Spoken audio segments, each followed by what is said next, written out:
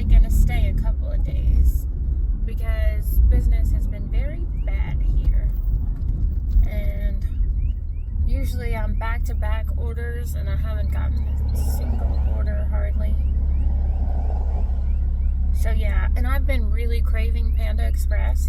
So me and my little friend are going to Charlotte. I haven't seen one of these in so long. It's been forever. It's a new Caterpillar. So yeah, we're going to be going to Charlotte.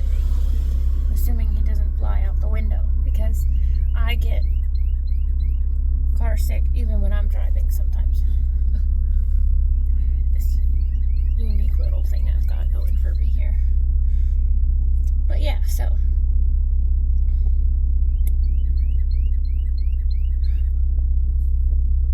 and the light just stays red indefinitely apparently.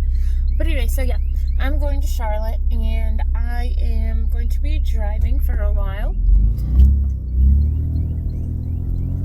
And I have a little bit of political ranting that I'm going to be doing now. At the light, turn left onto Highland Avenue Northeast. I'm not sure if you're hearing those directions, but this is my GPS on Google, which, mind you, it seems to be on something serious because, oh, well, he might get thumped out the window if he wants to crawl in my hair. Come on, buddy, you can't do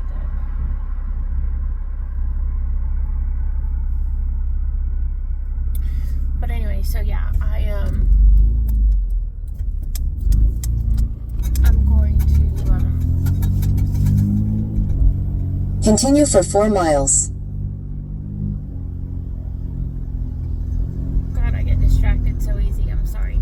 So I'm gonna go to Charlotte and do dashing there for a while. So hopefully I can make some money today. And I don't know, hopefully they have 24-hour restaurants or whatever so that I can actually go and I'll work them.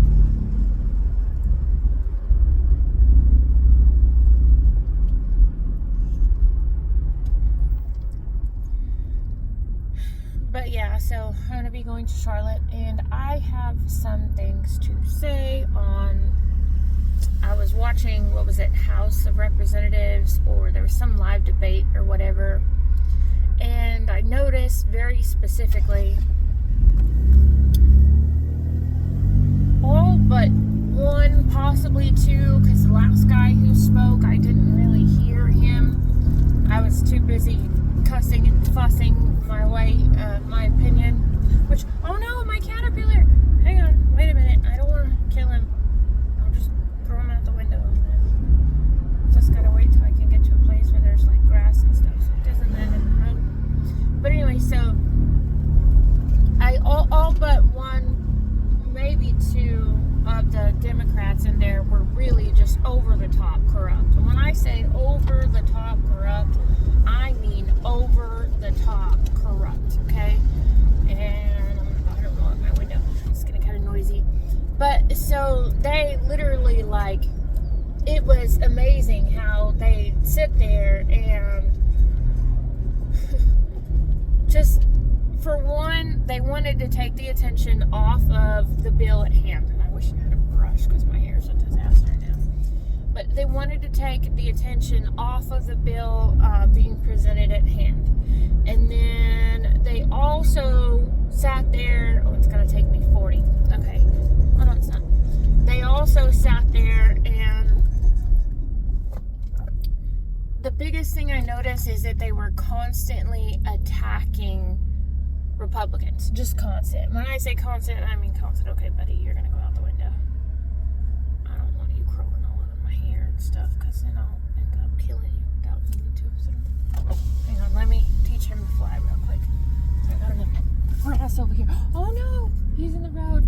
Oh, he's going to be a dead little caterpillar. I'm a murderer, by the way. I just did that. But it's okay. I had a bad throw. But yeah, so, oh no, there's a car coming. I'm sorry. It's okay, I'll just pretend like you're Stacy or Caitlin or one of these other people and you're an extension of their soul's journey. Sorry. Okay. Oh. Whoops. Okay. Well, yeah. No, that was a joke, kind of. But anyway, so the politics with the way the Democrats were, they were just the one lady that had the baby in her arms in the thing. Because it was about mainly what they were trying to address. What it sounded like when it first started is they were trying to address allowing women with newborns and stuff like that to vote remotely, to pretty much vote from home. And so when they did that, she was able to say her part very briefly. There was one Republican that just blew me away. I kind of like her. But the problem I had with it was that, and she's elderly, and she's actually here in North Carolina. But the problem that I had was she kept entertaining them, okay? And so, like, this one Democratic senator, I want to say he's from Massachusetts, maybe, he was just over and over again. And I can't remember if the term stonewalling or filibuster, but they pretty much, what they do is they pretty much force a distraction so that everything revolves around what they're trying to do, right? And so when they forced that distraction, they actually caused us a huge ruckus. The big thing they were trying to push, that they were trying to get attention for, was the tariffs that Trump's doing, right? They want to pass a bill and enforce something regarding the tariffs. So his big argument was essentially Republicans are sitting there and they're changing the laws of when things can be presented, whatever, so that they're changing the time frame so that they can get away with kind of railroading his agenda. Which, I mean, I can see that, but still, I'm not saying it is or isn't happening. There was some remarks that were read directly from the actual laws and whatnot of what they can and cannot do for the House of Representative bills, but it seemed like maybe he was taking it out of proportion to me. But the thing that I had the most problem with is that he literally sat there and he wouldn't let it go, okay? And it seemed like they were just making stuff up. Like, he was obviously being super clever and he was really trying to be heard, and he really had a strategy. If you saw the way he was so respectable when he addressed the speaker, and he was very formal and everything, then immediately, in a quarter mile, turn left onto 1st Street West, US Highway 70A West. I don't know if you are hearing those GPS directions, but I'm getting GPS, so I stopped talking. Anyway, so it's literally like he was in theater. Like, he was literally just acting, right? And so that was a problem that I had. That was not okay, right? He was at the light, turn acting. left onto 1st Street West, US Highway 70A West. But so he was literally acting, is what it seemed like, because everything was fine. He was completely normal. He spoke normal. He did everything normal. And then all of a sudden, when time came for him to present his point, when he actually got... Continue on 1st Street West for 2 miles. When he actually got the Senate floor or whatever, then what he did was he immediately jumped into what looked like to me just simple theatrics. Like, he was literally acting. He was literally like... It literally looked like he was just... He had prepared for it. He had practiced this. It's like this speech had been practiced. This speech had literally been... I used to work in sales very briefly. It was my first job, and I was the San Antonio Express News, and we would go out to Walmarts and H-E-B's and whatnot. For those of you who don't know, H-E-B is a local grocery store in, like, kind of South and Central Texas. So we would go out to those stores and we would post up, and then what we would do is we would try to get people to buy the newspaper subscription. And so I went to a meeting. We had a mandatory meeting one weekend, and his name was Jim Newhouse, and he was like the head of the whole sales division for San Antonio Express News, right? He was like the biggest guy, so he was actually coming in. That's why it was mandatory. So he was going to do a special training for everybody. And so one of the things he did is he sat there and said how he would role play, and he would sit there and practice his pitch again and again and again, and he would like use his imagination, right, to see rebuttals and whatnot. That's pretty much what he would do. That's like what it sounded like he had done. Like he was that clever. He was that practiced at what he was saying. And that was a problem for me. Now I can't say for sure, but the way he immediately went into theatrics mode, that's what made me think that that was a rehearsed speech. And the next thing, there was another, again, Democrat that came on, and he immediately, the first words out of his mouth was essentially, President Trump is a liar. That's plain and simple. He lied to the American people, blah, blah, blah, blah, blah. So, what, and I stopped listening at that point. Of course, I had to cuss and fuss my way all the way into the next town, because I kid you not, I thought I was going to be it's usually about a 30 to 45 minute drive, depending on traffic and other factors, like weather and whatnot, going from Boone to Lenore, and I'll be dadgum if I didn't get there in 10 minutes the way I felt, and I was driving slower than usual, so I was so upset that I literally just lost track of time. Like, I'm literally cussing and fussing all the way into the next town. You know, the people who scream at the TV, that's me. I'm screaming at the TV. I'm literally sitting down each one of those people that are there, and I'm saying, oh no, you can't be, blah, blah, blah, blah. Okay, so that was me. But yeah, so I was so mad, I lost track of everything at that point. The one Democrat, and I say one because there was one more guy at the end of that I was watching. There was one more, and he literally, like I said, in a quarter mile, continue straight onto 1st Street East. I didn't hear hardly anything Odie said, because the one before him just made me so red hot that so I had to go back and listen. So whatever. But anyway, so yeah, there was just the one with the baby, that was the original. She was very calm, she was very polite, she was very respectable. Now there was one chick that she like continue straight onto 1st Street East. She acted like they need to put her in a damn straitjacket the way she's behaving. Like, she's that bad. I could see her going off like that. Like, she's just really sarcastic for no reason. Like, she really just over the top. The Republicans are evil. The Republicans are the problem. Thank you for messing it up for the American people and us and blah, blah, blah, blah, blah. And instead of saying anything worthwhile, all she did was literally just sit there and insult Republicans and make accusations with no backup whatsoever. Like, she didn't even have verbal backup for what she was saying. There was literally nothing to what she was saying except for just throwing a tantrum and pretty much just in half a mile, continue onto Conover Boulevard East. And it was just that. And she didn't even mention anything hardly with substance at all. And the only thing that I got from her speech, so to speak, was she mentioned a couple of bills specifically by name that now I know I can go look up. That's it. Other than that, got nothing.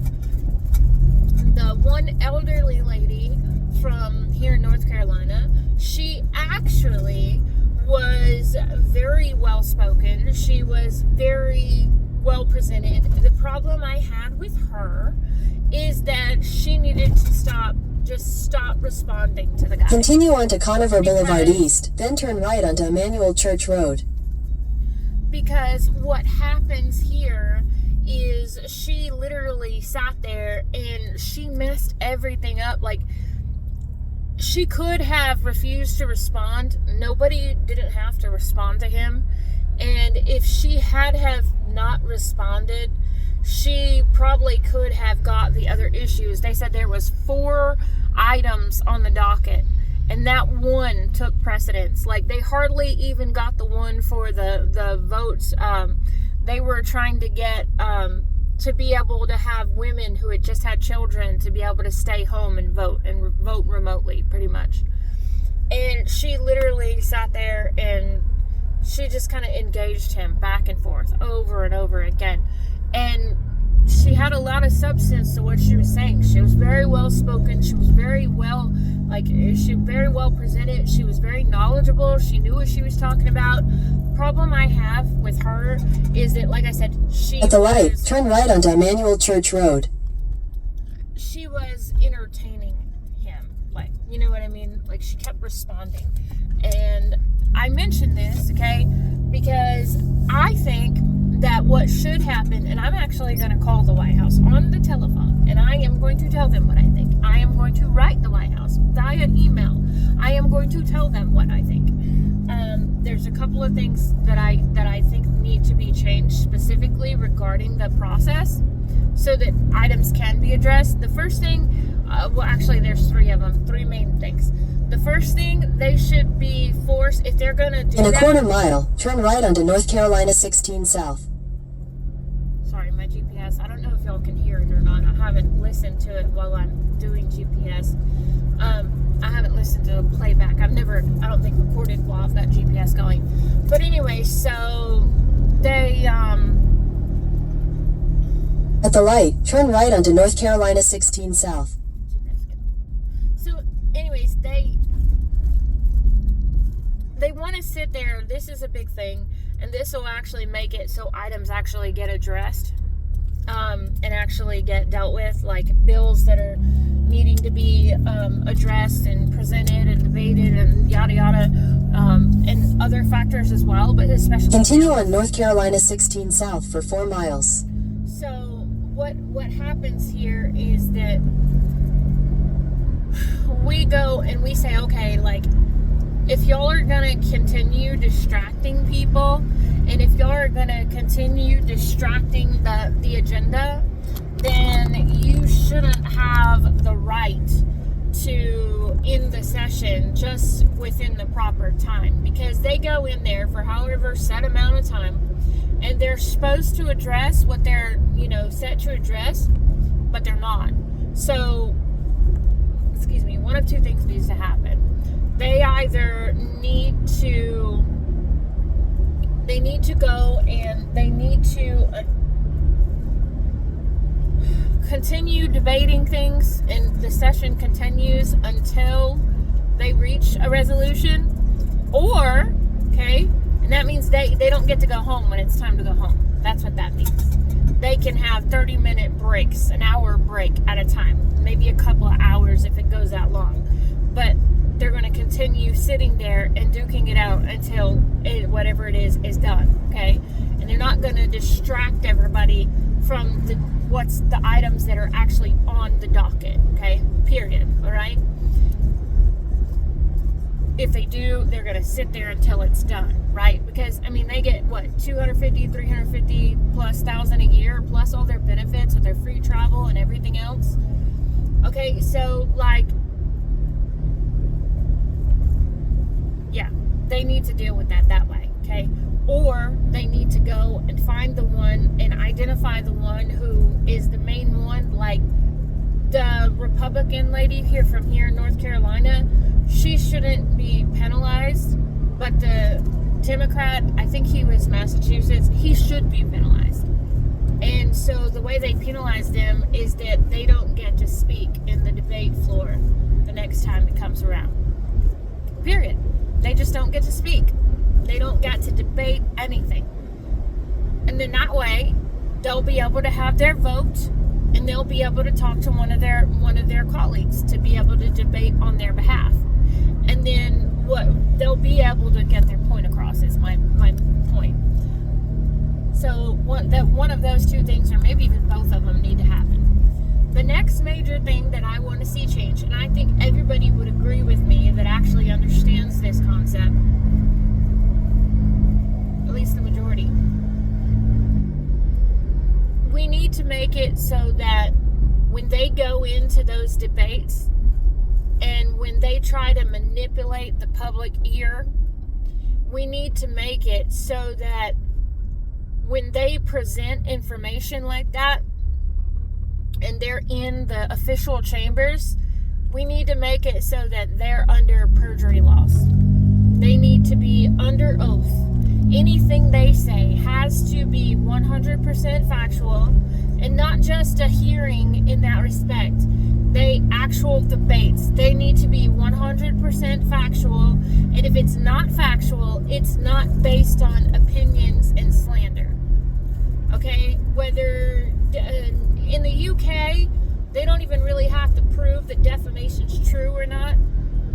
They just have to prove that it hurts somebody's reputation, if I remember correctly. Because there was some delusional wannabe witch or whatever with some people I was associated with quitting, and she's from the UK, and she decided that she was going to scream defamation against me because I told the truth about what she was doing.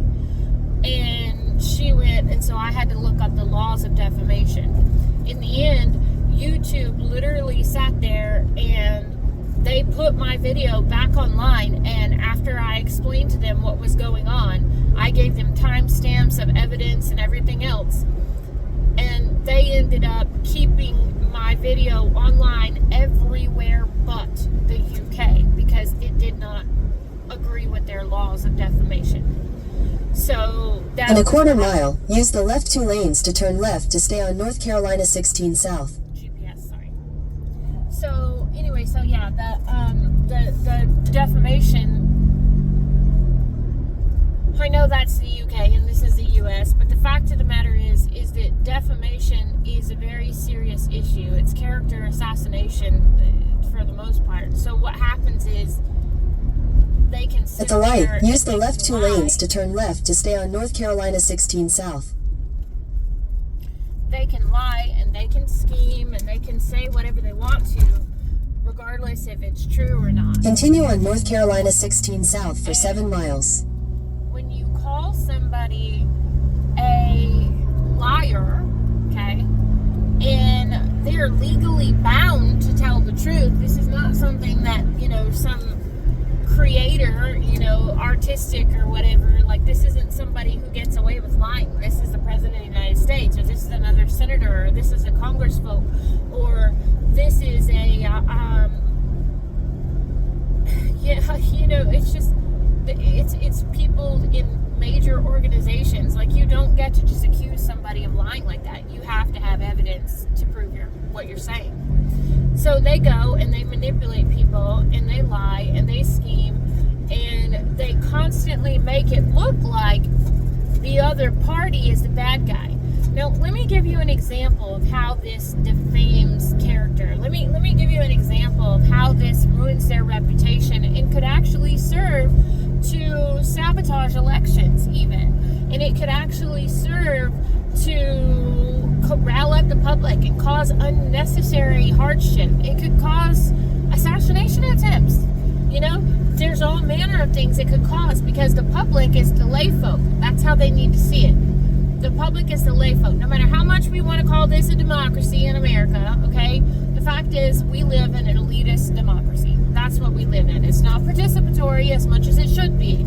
It is mostly an elitist democracy. So what happens is the elites get out there and they have the ability to make things happen, to change things, and they go and they use the power of suggestion and manipulate the people that don't know any better, okay?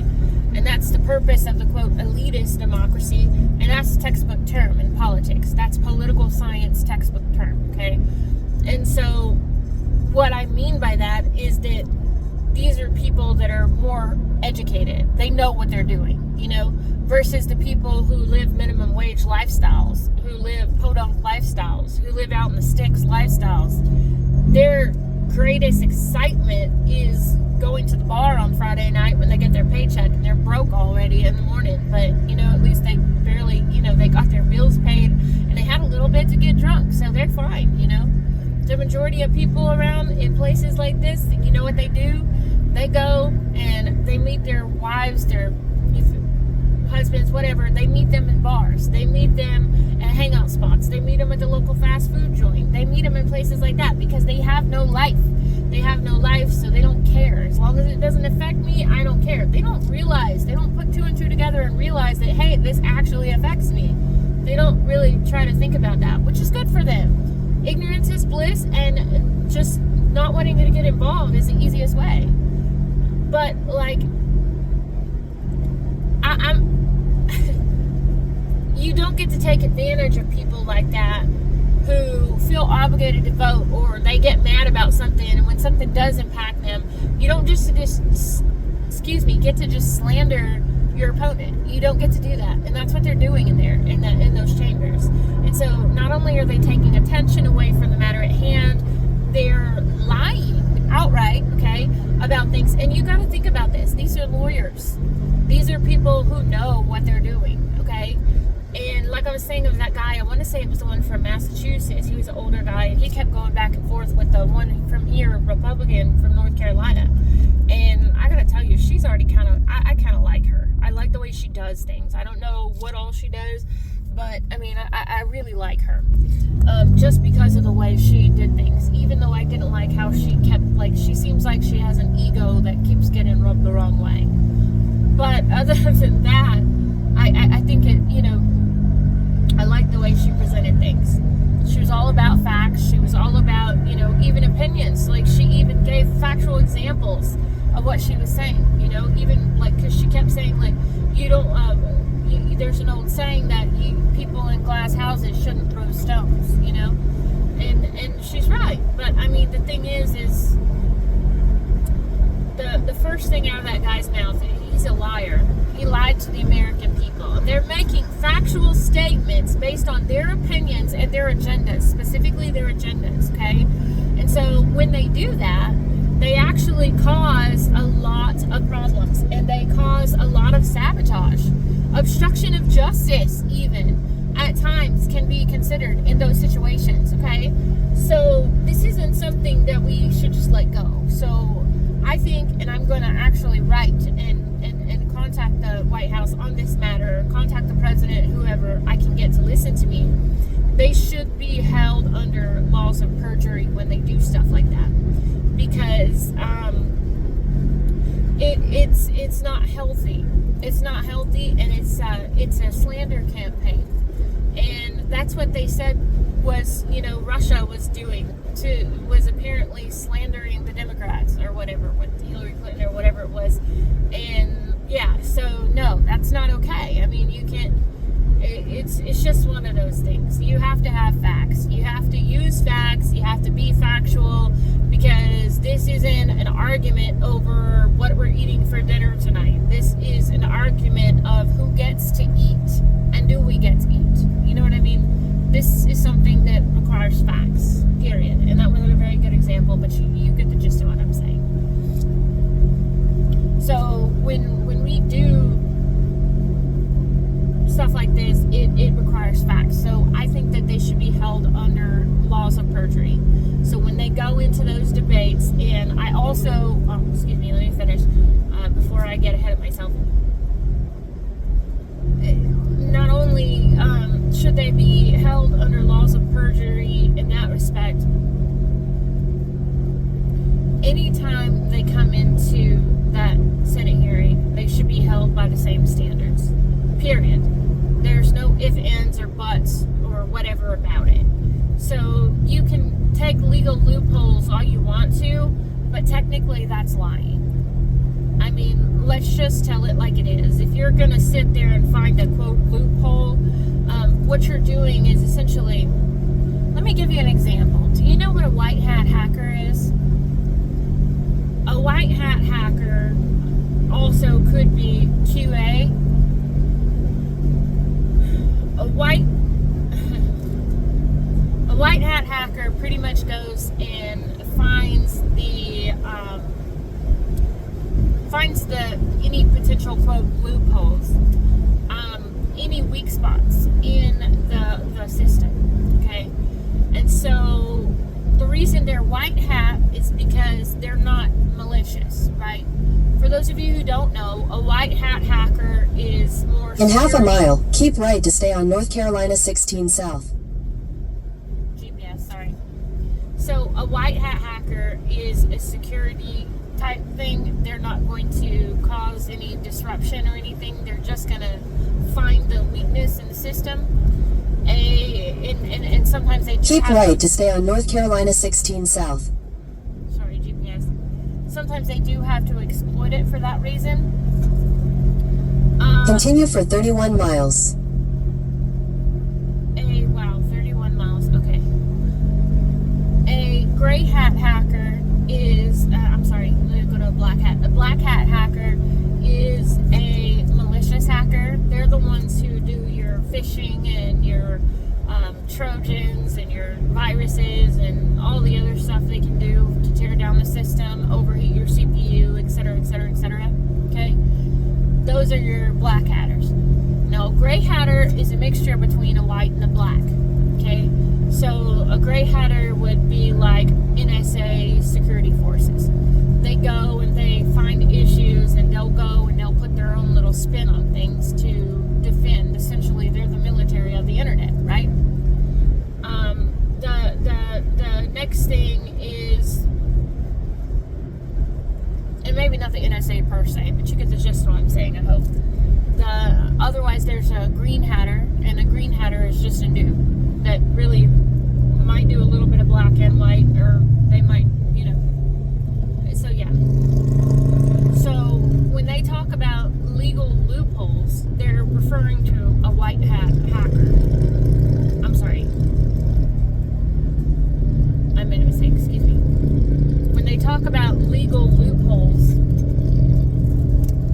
they're pretty much going into a gray area, and that gray is a mixture of white and black hat, okay?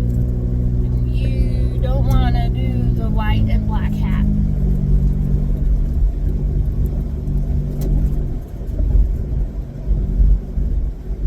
Not when it comes to politics. It's not okay. And when you sit there and you exploit something because it's a weakness in the system, okay?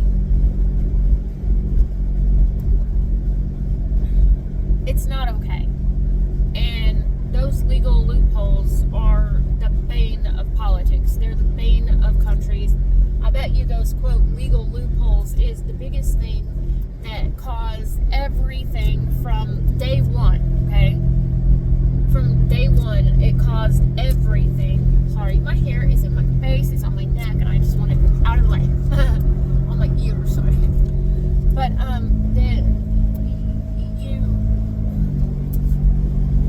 yeah. So, they should be held under laws of perjury every single time they go into that chamber. The next thing is that all of these things should be publicized, period. There should be a channel that 24/7 does nothing but Congress, Senate hearings, etc., etc. Because the public deserve to know what goes on behind closed doors. And we deserve the right to speak out about it and against it if necessary. Okay?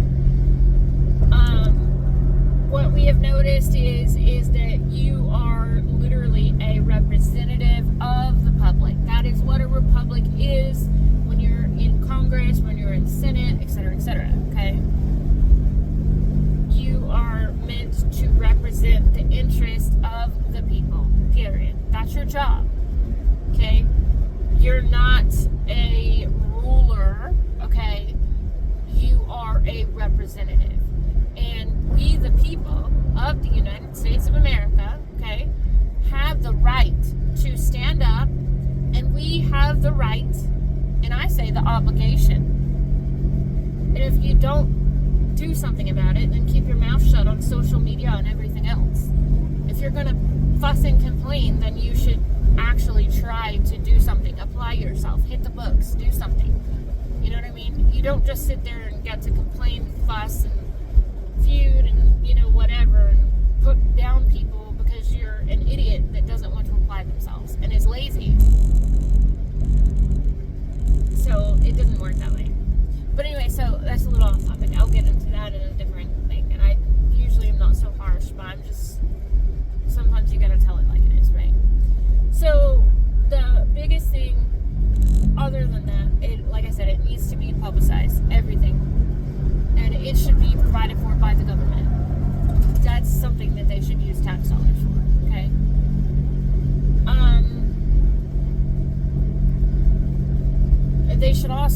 call centers so that people can call in and they should be required to acknowledge that. The next thing, or email platforms, I'm sorry, not email platforms, I think they should create a web application where everybody can go in and vote their opinion and say what they have to say. Let's say vote, express their opinion. And they could do surveys and stuff like that too. People could get paid for those surveys. They should use that. But that's one of those things that's just a random idea, the paying for the surveys. But the surveys are a good idea. But anyway, so the next thing that I wanted to address is that when people go... No, I think that was it. I think I already did that one. When they go and they say that pretty much distracting people from the agenda at hand, they should be required to sit it out and finish it. And if they're going to do that, then they can go, and address the family. I'm sorry, address the whole thing. They don't need to go home to their families if they kind of sit there and deprive people from being able to go home to theirs. Because a lot of the stuff they're doing impacts the economy. And, yeah, I think I already mentioned that. They also need to go and, like I said, prevent the person from speaking next time. And eventually, once they get shut down enough, they'll be able to learn their lesson, and they'll be able to learn respect for people. The next thing I noticed is that they need to make it so that there is no room for engagement when they do stuff like that. They also need to implement new house rules that, okay, if somebody's going off topic, we just don't address them. We continue with the agenda at hand. They have 3 opportunities, and once they continue, they get 1 warning, and the next time they're out, okay? And so if they refuse to stop speaking, we simply have security escort them off the floor. It's that simple. And then once the people start to see, because this is all going to be publicized, remember? Once the people start to see justice happening, and they're not arrested or anything like that, but they will be escorted by force off the floor. And if they decide to swing or if they decide to do anything, they will be held accountable, okay? So that's what we need to do to the Senate and Congress and whatever else when they do stuff like that, city councils, etc., okay?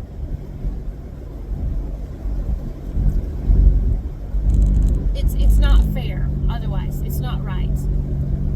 The next thing I want to address is if they felt so strongly that this was a measure to try and change the laws in order to be able to force their agenda and railroad everybody else, technically that's public corruption. And technically the FBI needs to get involved and find something and do something about that. Because if that's the case, then they need to be taken care of, okay?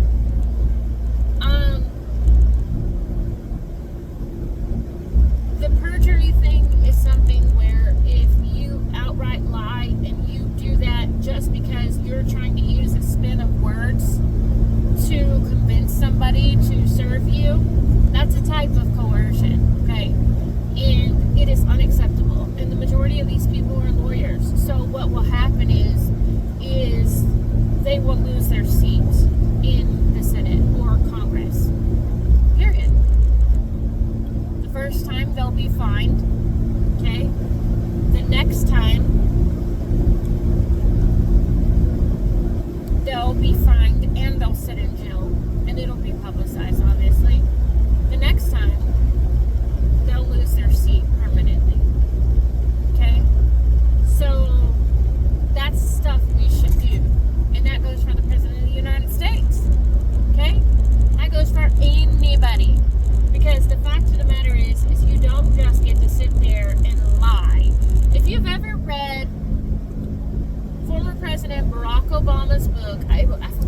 it's called Audacity for Hope, or maybe it's Audacity to Hope.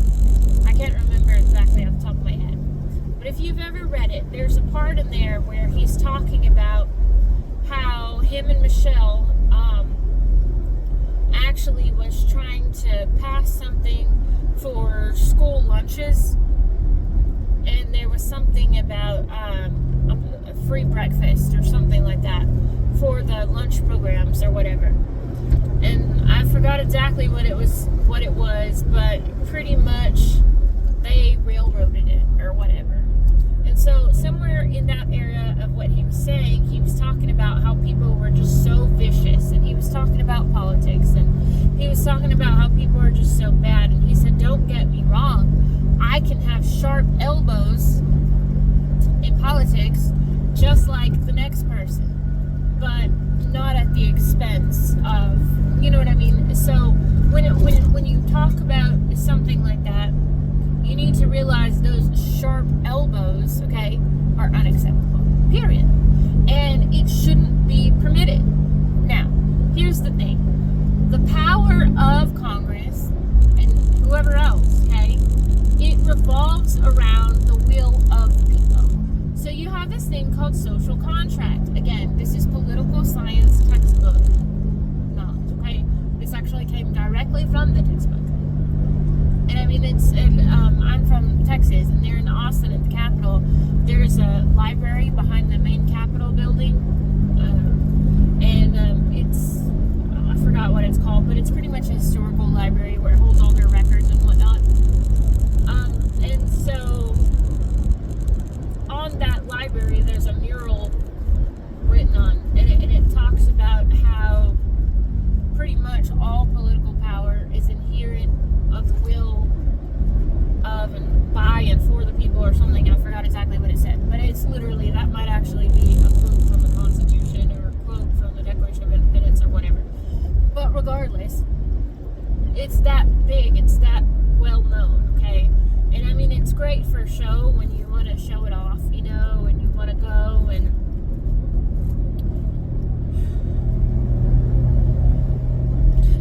it's great for show, right? But the fact of the matter is, okay, is that it's not about being showy. It's about reality. We need to focus on we the people, for the people, by the people. Because guys, we can sit here and we can deal with the government on their terms. And when we do, we allow them to be tyrants. Whether they mean to or not, it doesn't matter. That's what they are, okay? They're depriving we the people, for the people, by the people. They're depriving the people, okay? And they can't be depriving us like that. It's not okay in any way, form, or fashion. It's getting dark, so I'm going to go ahead and close out here pretty soon, but I just, it's one of those things where they shouldn't do that. And we have to step up, and we have to make them understand that they can't do that, but they shouldn't do that, and that they won't do that. And it's up to us to make that call, okay? And it's up to us to sit there and browbeat them, to force them to do the right thing. It's up to us to go and get the Supreme Court. It's up to us to go and get the ICJ. It's up to us to go and get the United Nations involved. It's up to us, okay? Nobody's going to do it for us. We have to go and we have to hold them accountable. Because it's not always about somebody breaking the law and needing to be punished. It's not always about having to lock somebody up. It's about we need to prevent this from taking place, okay? And there's just things that shouldn't be done, you know? And that is something that, regardless of what side of the aisle you stand on, it's not okay. Okay? So, that's